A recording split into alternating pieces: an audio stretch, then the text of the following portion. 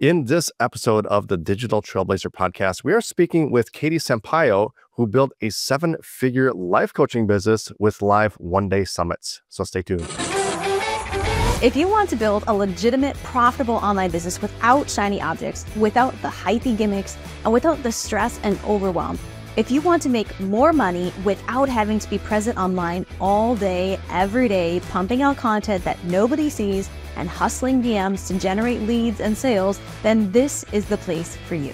Welcome to the Digital Trailblazer podcast, your online business university, where you'll learn how ordinary people start from ground zero with no influence, no email list or audience to sell to, and no business or marketing experience, and go from working 9-to-5 jobs to building successful 6- and 7-figure online businesses and all the steps in between. Learn the strategies that worked and what didn't. Learn the mistakes that they made and how to avoid them, and then learn their plans for scaling their businesses and taking things to the next level.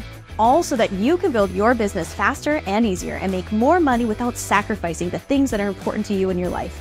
I'm your host, Leah Ray Getz, and with me is my husband, Todd. Now let's get to it with today's guest. Katie, welcome to the podcast. We're very excited to be speaking with you today. Why don't you just give our audience a quick introduction about who you are and what you do and how you help people?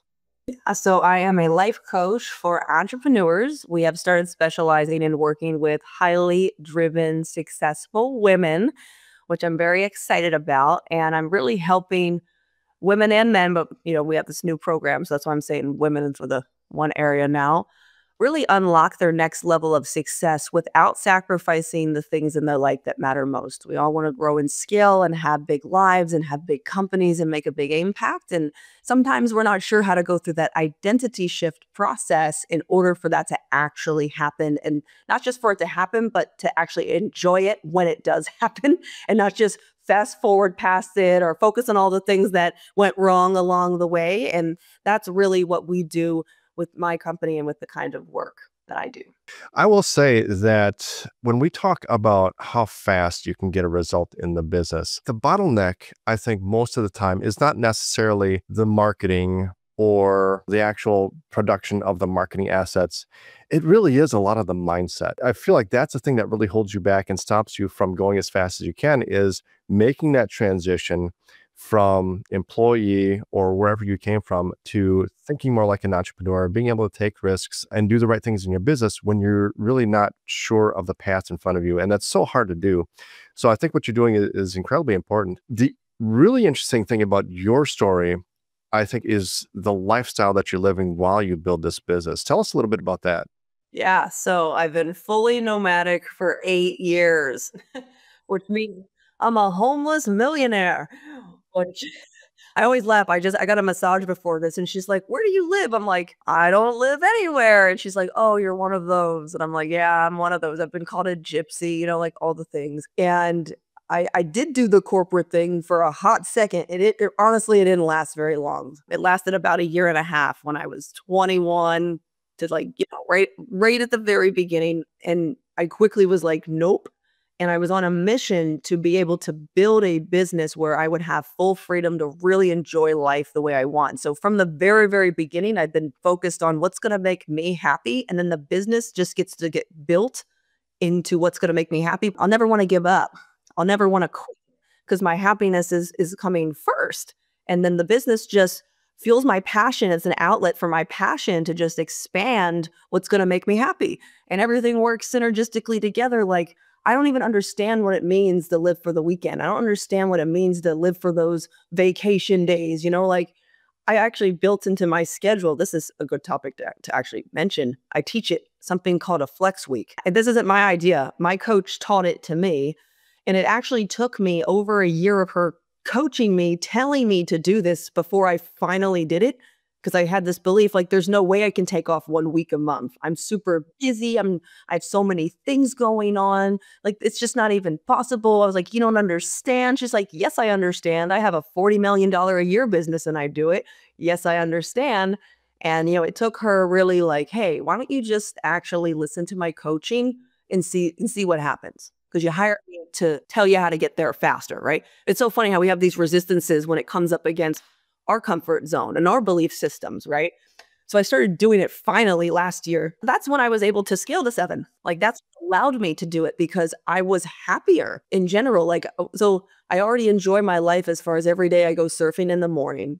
That's like my thing. And I choose to live in places like this. However, to actually be able to turn off and just think, we underestimate that, to get away from the to-do list, the checklist, like as high achievers, you get something out of like, oh, I got another thing done. Like we become addicted to that. And it's just how high achievers are born and bred. It's just what it is. It's learning to balance that a little bit more and build into your schedule from the beginning, like no coaching calls 1 week of the month, no coaching calls, no meetings. You just get to do whatever it is. So if you want to write your book that week and be on the beach and do it uninterrupted, you have space for it. It's not like you're not working that week. You just have freedom without these obligations. And that brings so much joy into your life. And maybe it's not possible to do it for a week of the month, but maybe you start with 1 day of the month or 1 day of the week where it's like no meetings. Like it's just, what do I want to work on today? Because I'm excited about it in my business. Because what I've also found when I was just so focused on hitting goals, I lost my passion. I was just resentful. I was in a bad mood when I talked to my team. And I wasn't that fun to work for, like I know it. I wasn't because I would get back in that grinding mode. Like the secret is in the stillness. That's something I've learned. And as someone who likes to move around all the time, and a lot of CEOs we're all like this. We want to move, want to get things done. We're paranoid that if we're not there 24/7, stuff's not, in the reality, it's probably not going to happen to the level you want if you're not there 24/7. But then it's actually learning to accept that and be okay with that and build a strong team that can still hit the goals. Maybe it's not going to be as good as you. Hopefully it is, but I've learned with hiring people as well, it's not about it being as good as me because I'm just going to constantly get disappointed. It's more what value can they add that I can't, because they have unique skills sets, unique personalities, and they can really round the company out in ways that are just actually not for me. And then there's not so much pressure for them, not so much pressure for me. I'm actually not looking for someone to replace my job. I'm here to do the stuff that I'm doing with you right now. This is what lights me up. Coaching, leading, inspiring people, and really having a strong team to handle that back end so you can enjoy those flex weeks without stressing out. And that takes some time. It wasn't like an overnight thing. I really had to build the systems and structures behind the business, which a lot of new entrepreneurs suck at. Like me, I sucked at it. I had no idea what an SOP was. And then you hire people and you just expect them to know what to do. It's like a mistake.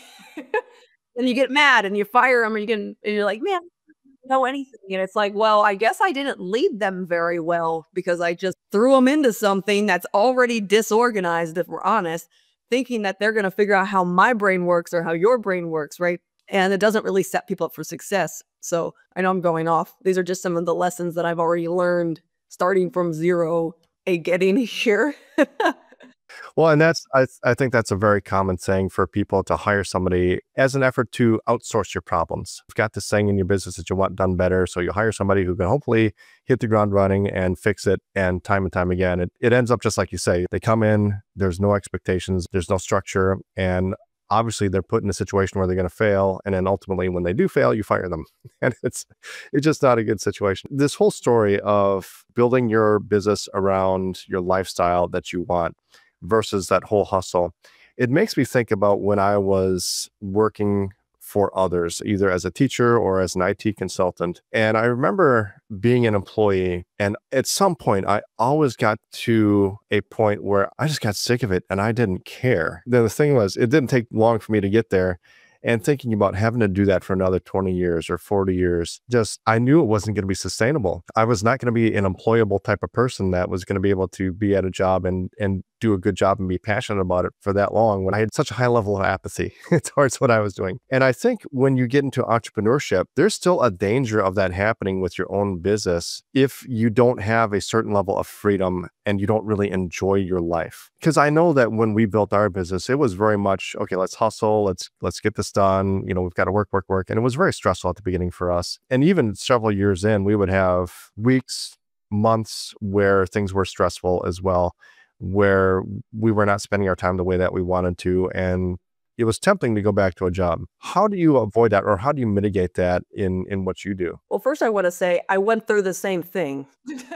I think most of it, it's just part of it. You know what I mean? Like, it's part of that resilience of becoming an entrepreneur is you go through that. And that's why most businesses don't last 5 years, right? Like, they're out of business in 5 years. They're not even profitable within 5 years. They give up within 5 years because they don't go through that hump. So when it comes down to that part, more than anything, it's your leadership and it's your mindset, because it's how you're reacting to things versus responding to things. Like, if you decide that everything is super important and everything is like a fire, your nervous system is completely dysregulated all the time.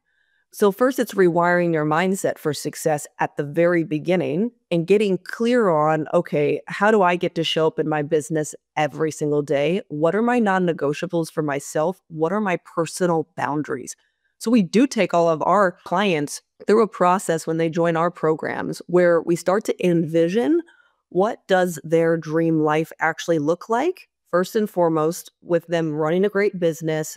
What are they doing with their time? Like, we've heard this stuff before, yet are we doing it?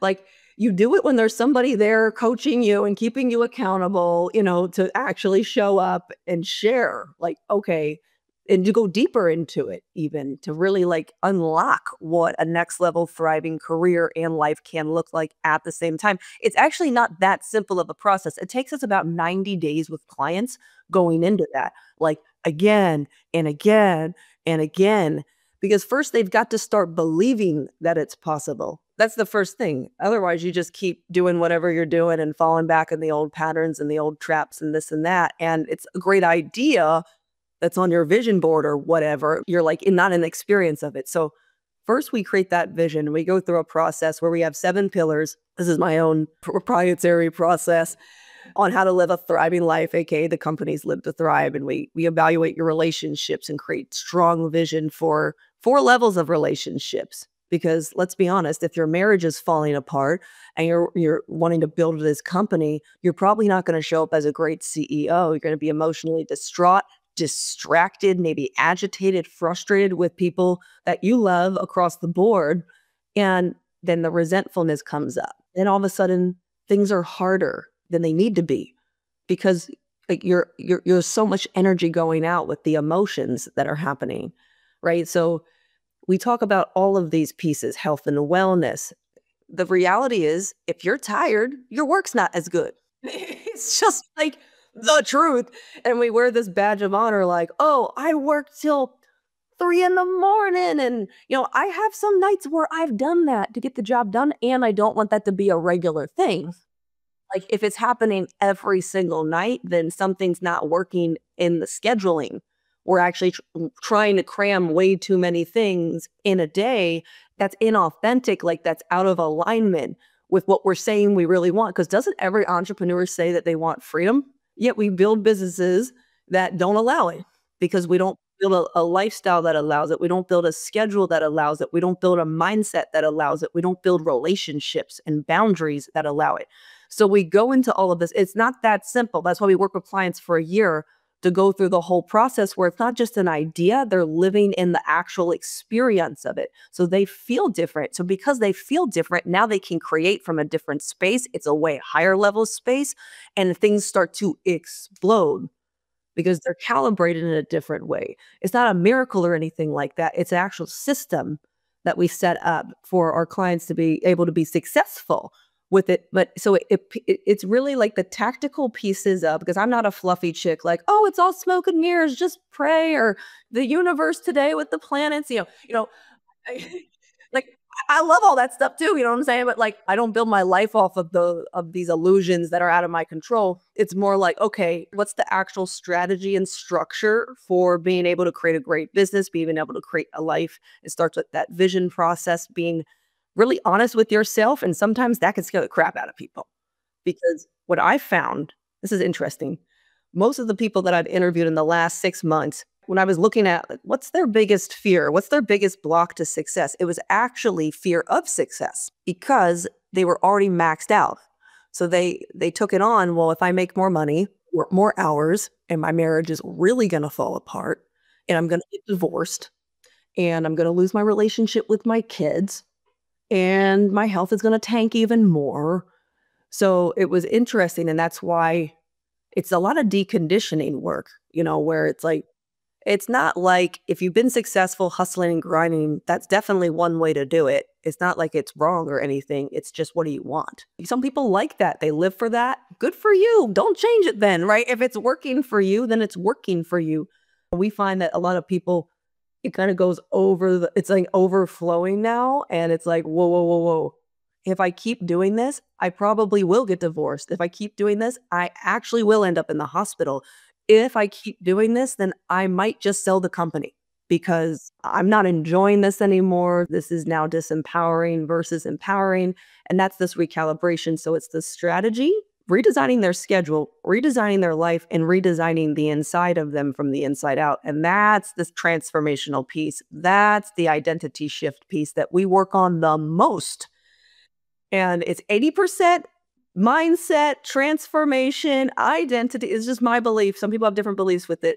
And then it's 20% strategy. And that is really my belief because I've ran the same strategy for 5 years. So what's the difference, right? Me, my identity shift is the only thing that's different in order to have gone from $0 to wherever I'm at now, in the sevens. Same strategy with micro tweaks. Yeah, and I think you're exactly right about the relationships and everything else in your business. Because here's the thing, like I know some very successful people who've done really well in their businesses. And when they get to the top, that's when everything falls apart. Their marriage falls apart. They lose their wife, and then they have kids and they lose the kids. I've seen it happen multiple times to people, and they have these incredibly successful businesses. And I look at that and I'm thinking, yeah, the success would be nice, but that would not be worth it. However I get there, I'm going to get there, but it's not going to be by doing it that way. So part of this obviously is going to be the strategies that you use to build your business are going to largely dictate how you run your business and the lifestyle that you're living. I know for us,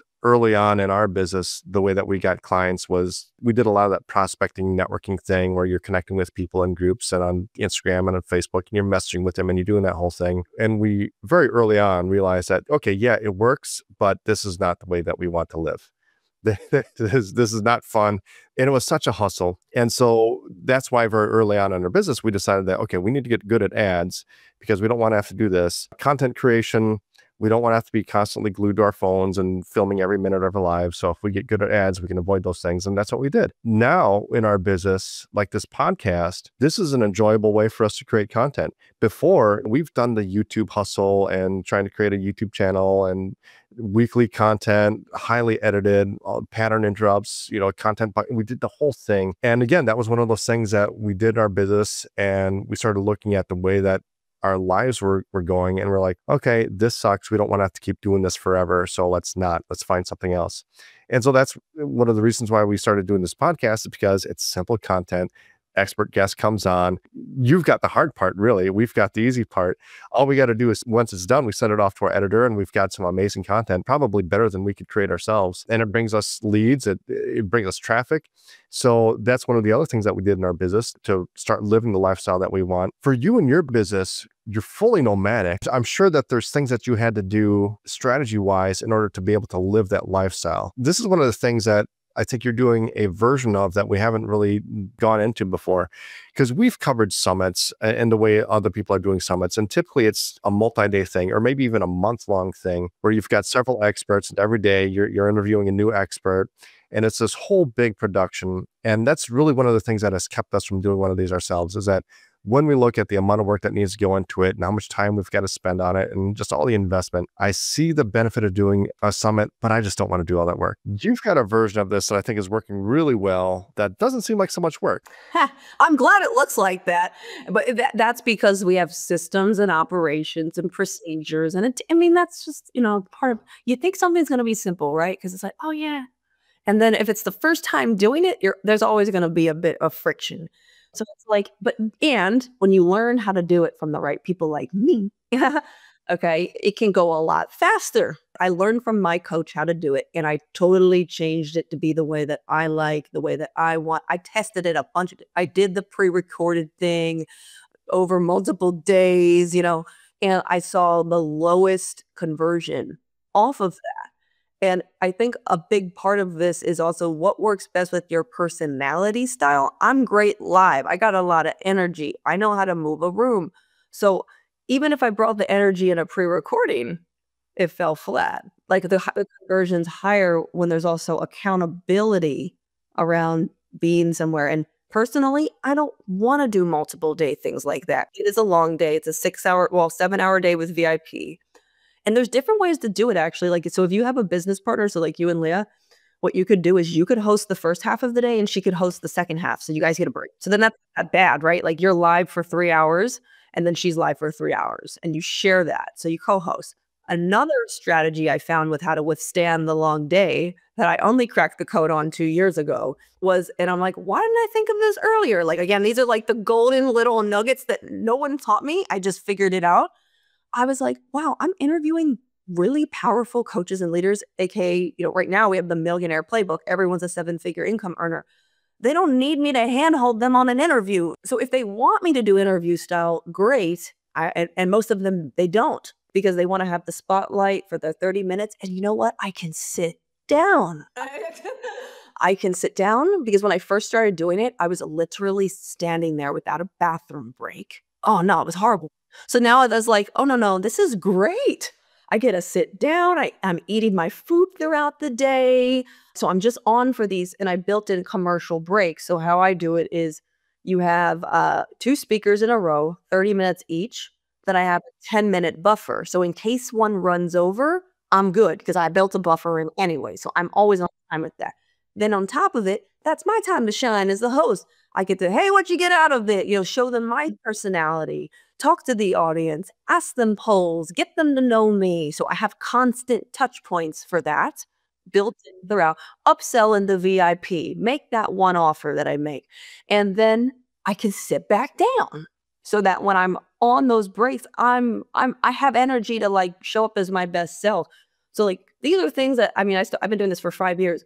Only in the last 2 years did I start to really understand that when you have strong leaders who are there, you let them run the 30-minute segment and then you can relax. If you have a partner, you can co-host it. One person does the first half, one person, it's brilliant. And then building in these intentional commercial breaks, you can call them, you wanted to play a marketing video, that's 3 minutes to show people what you really do. Sometimes we do that on the break. That inspires them or motivates them, or some testimonials. It's your stage, right? So it's like you get to strategically build in these connection moments that just feed off the energy from every speaker. And it becomes a super powerful day. You build massive authority in the room. And then one day, done. I don't want to do it for multiple days. But I also don't manage 25 speakers. So like for me, managing 10 speakers is enough. And I have someone completely dedicated to communicating with the speakers. Here's another hack.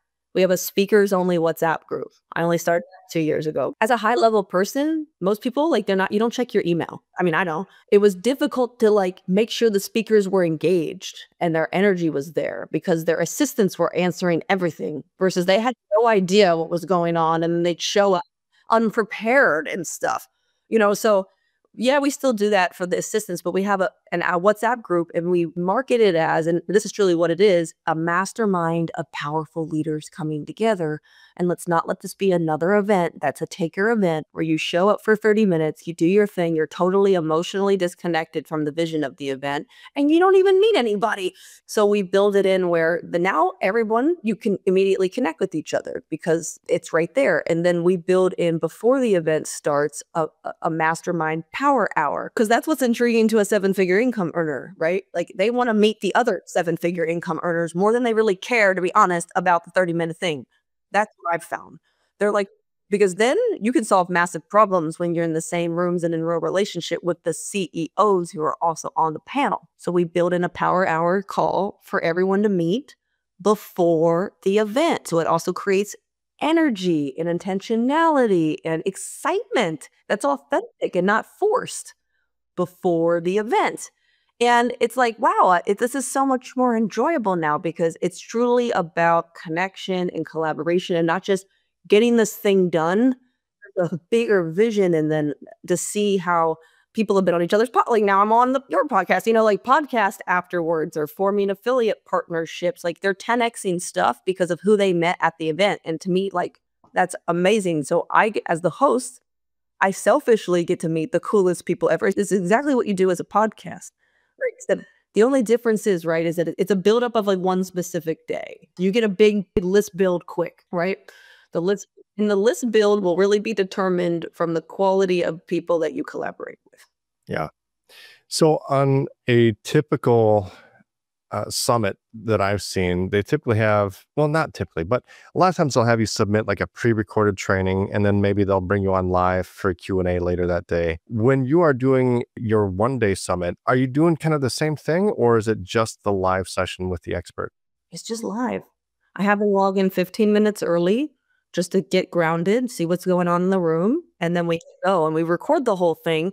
So we have a VIP package where they can, if you invest $47 in VIP, then you get the recording for life. And then we send the recording to all the speakers after, so that they have that for their own marketing and stuff. They can do whatever they want with it. They can clip it, whatever. Yeah, that's interesting that those are the ones that you've been on where they do it like, see, again, to me, that's just, it's just disconnected. Mm-hmm. Yeah, it's not always like that, but we've seen it done that way. Yeah, where we just do a pre-recorded thing or whatever, and then we show up for a Q&A later. So with your one-day summits, was it 10 experts that you're bringing on for the day? That's what I do. And with those breaks, it takes 6 hours, right? So we'll start at 10 a.m. and we end at 4 p.m. And then we do a VIP-only panel from 4 to 5 for like an hour. That's when we do bring the experts back. It's not a requirement, but it's like, who could? And then that's when we get into hot seat coaching, right? We let the VIPs ask questions, and that's like a more intimate room that we create. Nice. Okay. So yeah, highly interactive, it sounds like. Whenever you're promoting these, you're not running ads or anything. So this is all, it's just everybody promoting it to their own lists, right? Correct. And that is the main requirement. And it's important to stand strong in that, because a lot of people wiggle around on that. And we have tried running ads to it. It's not like I didn't try that. It's just a cold lead then. So it's always going to have a higher opt-in, conversion on the homepage when everyone's marketing, when it's authentically from a real human that they already know, like, and trust. So to me, it was a waste of money, and also more steps and more things to manage. And not everyone's in alignment with that model, right? Like I've interviewed people and they're like, yeah, I don't want to do it. I can't do it, or it's not my thing. Okay, then you're not the right fit for my event. It's like not taking it personally. And it's not like, for example, as the host, I'm doing everything times 10 that I'm asking a speaker to do. We email 14 days in a row. We post 14 days in a row, tagging all of the speakers. We ask if they're willing to do extra things. Like if you make a 1-minute video, we'll highlight you in our Facebook page before the event. We'll highlight you in a social media post. So it's really like, as much as they're willing to give, we can just keep making sure that they're getting more and more and more attention because that just helps us too. Like we want high show up rate. The more that people can feel connected to the actual people that they're going to speak to, it's all about connection and relationships. The more they're going to want to actually like create time in their day to show up. And, you can do all the marketing, right? And people are busy, so they only hear what they hear. And then they log in and they're like, oh my gosh, this is so good. And they end up like clearing their work schedule for the whole rest of the day. That's happened many times. And I'm like, that's so cool. That proves that when people get in the room, like it's a good room. It's a valuable room to be in. And I think that's also like when you interview the experts, check their energy. Because if it's live, I've had some people that talk really like this. And it's like, okay, I'm going to interview that guy because at least I can go with my energy back and forth. These are little tiny nuggets I've learned. And you never want to start someone off. Like, once I made the mistake of the headline speaker was a little more like this. And I'm like, oh man, I got to have a high vibe. Maybe you put the ones that are a little slower in the middle or something, and then you have a high energy at the end, right? To like, reweight. There is a strategy to even the order. I ran over 20 for sure. 20 of these. I had a goal last year. I said, well, if this is working, how would I 10x it, right? So starting in July, I ran one every single month. I challenged myself to do one a month. Okay. Yeah. I was going to ask about that. How often are you doing these? I just challenged myself with it once a month, and it just became a machine, like it just became like a what's and what also worked was not changing the theme every single month. Like we've done Millionaire Pitch now 4 times. If it like don't fix what's not broken. I As entrepreneurs, we think, "Oh, it's gotta be new. It's gotta be fun." It's like, no, you have new experts who are marketing to new lists who have never heard about Millionaire Playbook before. So once you build the funnel, like you have your videos for it, you have your Canva graphics templated, plug and play. That's what makes the system, just like this podcast, right? Plug and play, plug and play, plug and play. And you can run with the whole thing for like a year or longer, as long as it's relevant. Yeah. So you're getting a whole new set of 10 experts every month. Every time. This year, I've been doing things a little that was my challenge last year. This year, we did one in January, we did one in February, we did one in April, and we're doing one now in June, and we'll do one in September, and I'll have one in December, and that's my plan, just because I actually really would like to explore ads again and have a really great strategy for ads, and I know that I get to have space to be fully, like, invested versus my failure with ads before was I hired a company, I paid them a retainer. There was no space, right, for me to be like super in there. I was just like, what's going on? Are they getting the job done? No, man, again, it's not converting. So I want to use these gaps to work on things like that so I can start to build upon other ways to grow the company scale. I love this model. I'll always do for a year. I think once a quarter is a great strategy. It's manageable. It's like a 90-day project. It gives a big pop. You meet a lot of great people. You've interviewed so many people. You would have your panel in like 2 seconds. Here's what you need to know.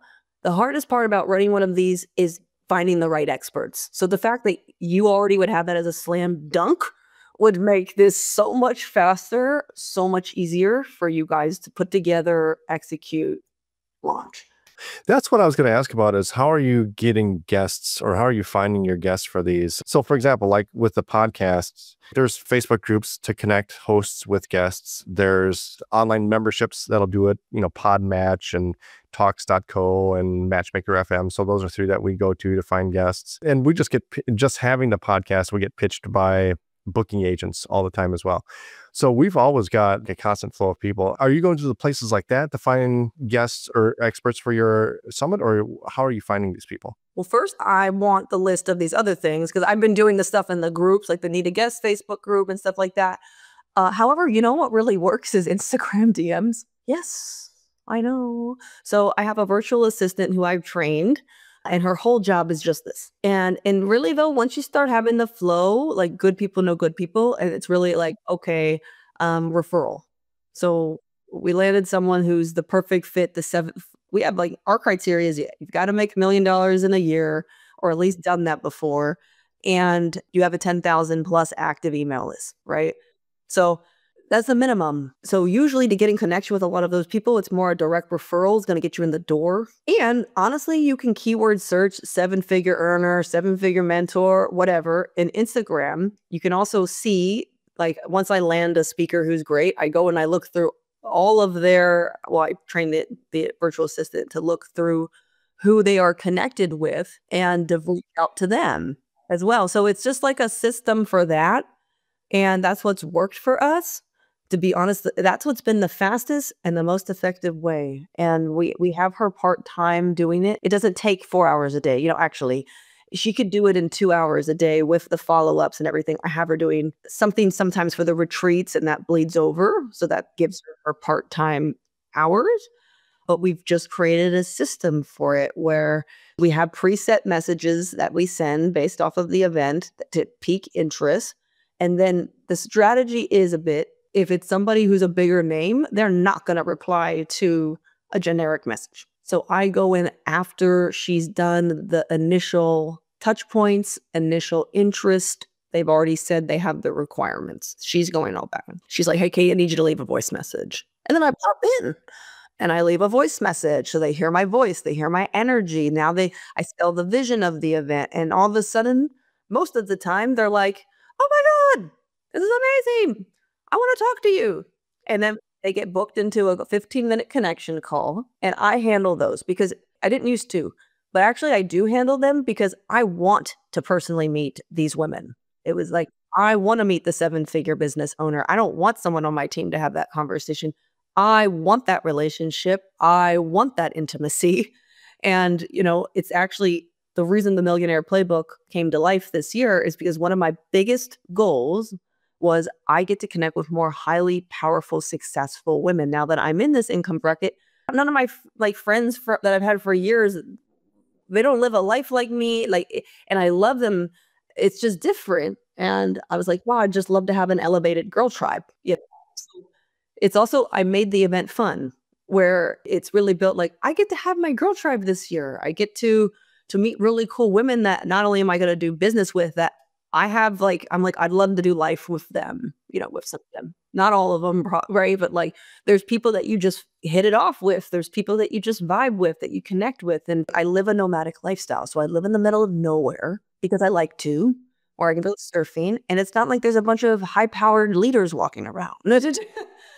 So this also allows me to meet people in a strategic way consistently that, well, maybe we would plan a trip together, or we plan a retreat, or they come on one of my retreats, or we just do business together, whatever. But it lets that keep flowing because of my lifestyle. It's just different. I'm not living in a big city where I can go to events all the time. I get to participate in virtual events, and then I use it. I'm like, well, if I'm going to create something, I'm going to create something because I want it.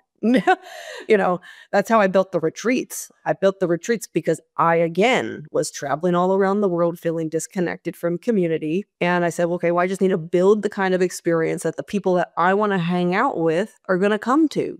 And that's how that whole thing started. I was lonely traveling for 6 months. And a lot bored. I was meeting transactional friends. I want to talk about the deep stuff. That's what I do in my coaching. I wanted to go into the mindset work and all this stuff. And I'm meeting people. They're like, yeah, you want to get a drink? Sure, but not really, because I want to go coach my company strong tonight, right? So it's it was just different. That's changed a bit with my intentionality around traveling. I'm about to go to Cabo, Mexico. There's a lot of affluent people there, much more networking opportunities. But this was actually built as, I think, if you're going to do this, get behind it like that too, where it's it's fun. How could it be fun for you to do? So Katie, I know that we've discussed a lot and there's so much more. Well, like you said, it's a process. That's why you work with people for 12 months to do this. If people want to connect with you further and maybe explore having you help them in their business, how can they get a hold of you? Yeah. So everything's under my name. It's so easy. So katiesampayo.com, Instagram, all the things. And I did want to gift anybody who's listening to this an aligned life blueprint one-on-one coaching session with my team. So really, if anything that I've said resonates as far as, okay, I really want to live a lifestyle like this. I want to learn how to build my business around my lifestyle. I want to see what could shift within me, within my identity, within my leadership, because I'm committed to creating and having more. And maybe you're just not clear on how to do that or what those next immediate steps are. That is literally the point of this coaching session. And I'd love to offer that as a generous gift to whoever is listening, whoever that would be powerful for. The sessions last about 45 minutes.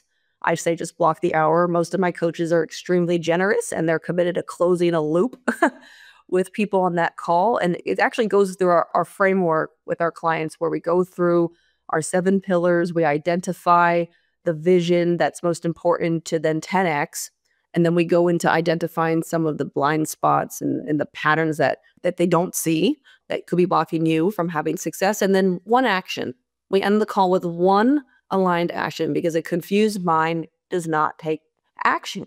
So if I give you 100 things to do, you're not going to do it. But if we give you one really important action, you'll crush it. And that's how we coach our clients too every single week. So that's my gift. Calendar is there for anyone who chooses to take advantage of that. Nice. Thank you so much. And we will have the links for all that stuff in the show notes. So be sure to check that out. Katie, thank you so much for being with us today. We really enjoyed having you on the podcast. You're welcome. Thank you for inviting me. It was great. You've been listening to the Digital Trailblazer podcast. For show notes and information about today's guest, head to digitaltrailblazer.com. Now, if you love this episode, if you got some value, make sure you leave us a review and subscribe. And be sure to share this episode with anyone you know who could use help to build their business. Thank you for listening, and we'll see you next time.